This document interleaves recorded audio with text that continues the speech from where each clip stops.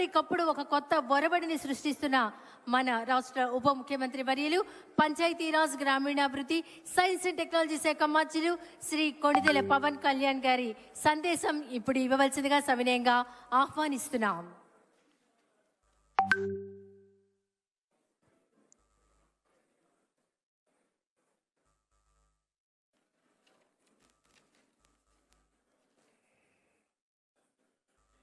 గౌరవ ముఖ్యమంత్రి శ్రీ నారా చంద్రబాబు నాయుడు గారికి ప్రత్యేకించి ఈరోజు ఒక హిస్టారిక్ డే. అసెంబ్లీలో కొన్ని దశాబ్దాల పోరాటం తర్వాత వర్గీకరణని ఈరోజు చాలా విజయవంతంగా బిల్లుని ప్రవేశపెట్టి దాన్ని సాధించిన ఘనత గౌరవ ముఖ్యమంత్రి శ్రీ నారా చంద్రబాబు నాయుడు గారు.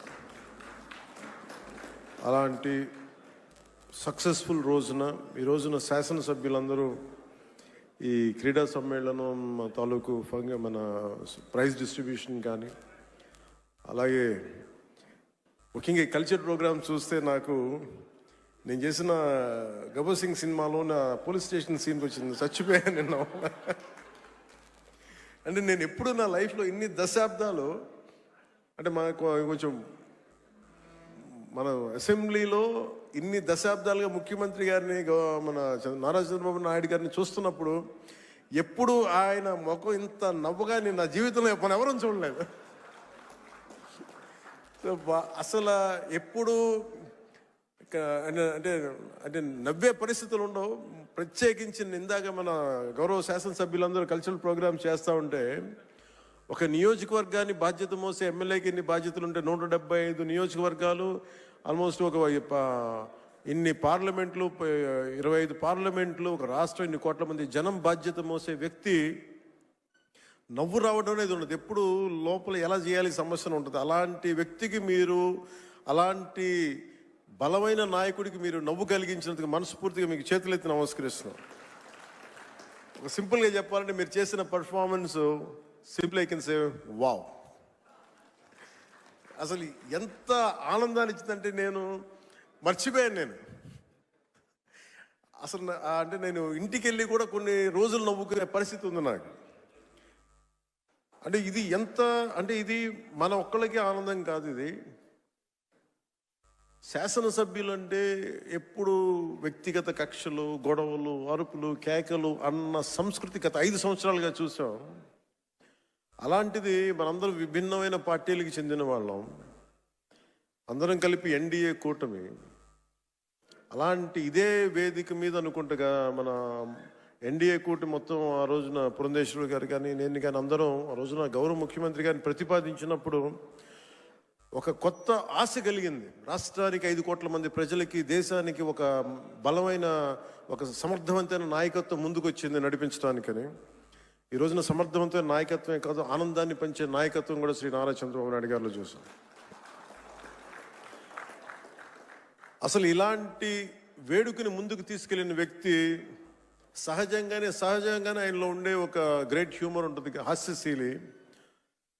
శ్రీ చింతకాయ మన గౌరవనీయులు స్పీకర్ శ్రీ చింతకాయల అయ్యన్న పాత్రుడి గారి పాత్ర ప్రశంసనీయమైంది. ఎందుకంటే ఆయన కనుక పూనుకోకుండా కానీ ఉండుంటే ఇంత ఆనందాన్ని మనకి లభించే అవకాశం ఉండేది. మనస్ఫూర్తిగా చింతకాయల అయ్యన్న పాత్రుడి గారికి మనస్ఫూర్తిగా సందర్భంగా నేను ధన్యవాదాలు తెలియజేస్తాను.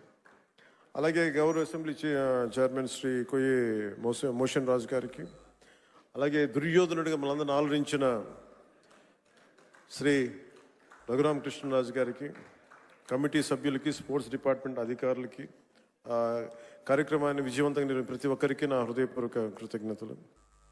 ఈ 3 రోజుల పాటు మన శాసనసభ్యులు cricket, tennis, shuttle, volleyball, kabaddi, athletics, tug of war అనే క్రీడల్లో ఉత్సాహంగా పాల్గొనే క్రీడా స్ఫూర్తిని ప్రదర్శించారు. నాకు దురదృష్టవశాత్తు ఏంటో నేను ఎప్పుడు నా క్రీడలు నాకు తెలియదు చిన్నప్పటి నుంచి కూడా. మొట్టమొదటిసారి నాకు కూడా ఒక ఆశ కలిగింది, నాకు కూడా చేయాలనిపించింది. మేము వచ్చే సంవత్సరం ఒక ప్రయత్నం చేస్తాను. ఈ పోటీలో విజయం సాధించిన సభ్యులందరికీ నా హృదయపూర్వక అభినందనలు. మీరు చూపించిన సహనశీలత కానీ, పట్టుదల కానీ, ఇది ఏదో సరదాగా ఇవన్నీ కంటే కూడా మనందరి మధ్య ఒక స్నేహపూర్వకమైన వాతావరణం, అంటే ఏదన్నా సమస్యలు వస్తే కలిసికట్టుగా పోరాడే ఒక ఐక్యతనిచ్చింది ఇది. అది నాకు చాలా చాలా ఆనందాన్ని ఇచ్చింది. అందరం పార్టీలకు అతీతంగా మర్చిపోయి ఆ సీనియారిటీ జూనియర్ని తారతమ్యాలని మర్చిపోయి అసలు ముందు తీసుకెళ్లిన విధానం, ఈ స్ఫూర్తి ఒక ఆంధ్రప్రదేశ్కి కాదు భారతదేశానికి కూడా ఒక స్ఫూర్తిని నేను మనస్ఫూర్తిగా నాకు నిజంగా చాలా ఆనందంగా అనిపించింది. అలాగే దీన్ని ముందుకు తీసుకెళ్లిన ప్రతి అంశాన్ని ముఖ్యంగా ముందుకు తీసుకెళ్లిన మా ఎమ్మెల్యేస్ అందరికీ కూడా స్పోర్ట్స్ అథారిటీ ఆంధ్రప్రదేశ్ క్రీడా సాధికార సంస్థ ఈ కార్యక్రమాన్ని విజయవంతంగా అందించిన సహాయానికి నా హృదయపూర్వక కృతజ్ఞతలు తెలియజేస్తాను. క్రీడా మైదానంలో ఏర్పాట్లు కావచ్చు, అవసరమైన క్రీడా సామాగ్రి, క్రీడాకారుల సౌకర్యాలు వంటి అన్ని విషయాల్లో వారు చేసిన కృషి చాలా చాలా ప్రశంసనీయం. శాప్ అధికారులు, కోచ్లు, మరి సిబ్బంది మన అందరి తరపున ప్రత్యేక ధన్యవాదాలు తెలియజేస్తూ, మీ అంకిత భావం వల్ల ఈ రోజున క్రీడా సమ్మేళనం ఇంత విజయవంతంగా సాగింది. ఈ సమ్మేళనాన్ని విజయవంతం చేసిన ప్రతి ఒక్కరికి నా మనస్ఫూర్తిగా అభినందనలు తెలియజేస్తూ, ఈ పోటీలో పాల్గొన్న ప్రతి ఒక్కరికి నా ప్రగాఢ అభినందనలు తెలియజేస్తూ, విజేతలకు మరొకమారు శుభాకాంక్షలు తెలియజేస్తూ, మనందరం ఈ స్ఫూర్తిని, ఈ ఆనందాన్ని ముందుకు తీసుకెళ్తూ ఈ ప్రజా సంక్షేమం కోసం, ఆంధ్రప్రదేశ్ అభివృద్ధి కోసం గౌరవ ముఖ్యమంత్రి గారి స్వర్ణాంధ్రప్రదేశ్ 2047 దిశగా అందరం అడుగులు వేయాలని, ఈ కనీసం నేను ప్రతిసారి పదే పదే చెప్తాను, ఈ ఆనందం కనీసం స్థిరత్వం ఇవ్వాల్సిన ఆనందం, కేవలం మనం ఈ రోజున ఆనందంగా ఉండటమే కాదు, ఈ ఆనందాన్ని వచ్చే కనీసం 1.5 దశాబ్దం పాటు మనందరం కృషి చేసి ముందుకు తీసుకెళ్తే తప్ప ఈ గాడి తప్పిన ఈ రాష్ట్రాన్ని గాడి పెట్టాలంటే కనీసం 15 సంవత్సరాలు కనీసం పనిచేయాలి. ఇది ప్రధానమంత్రి గారు 3వ ప్రధానమంత్రి అయ్యారు. అలాగే ఆయన 3 పర్యాలు నేను ముఖ్యమంత్రిగా చూడాలని నాకు మనస్ఫూర్తిగా నాకు ఆశయం, కోరిక కూడా. ఎందుకంటే ఆయన అనుభవాన్ని మనం ఎక్కడ కూడా అసలు పక్కన పెట్టలేం.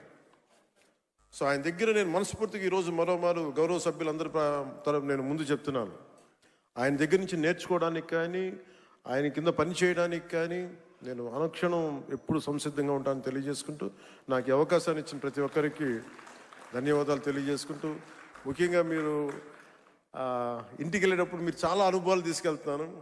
ఇందాక గౌరవ ముఖ్యమంత్రి గారు కూడా చెప్తా ఉన్నారు, వారిద్దరు గౌరవ మన సుందరపు విజయ్ కుమార్ మన ఇంకో శాసనసభ్యులు ఇద్దరు చేసింది, రాలిపోయే పువ్వా నీకు రాగాలి ఎందుకంటే, నేను అది గుండెల్లో నింపుకొని కారులో వెళ్ళే వరకు, ఇంట్లో పడుకుపోయే వరకు ఈరోజు అదే నవ్వుతూ ఉంటాను. ప్రతి ఒక్కరు చేసింది అంటే మనస్ఫూర్తిగా మీ అందరికీ ధన్యవాదాలు తెలియజేసుకుంటూ, జయ ఆంధ్ర, జయ భారత్, జయ హింద్.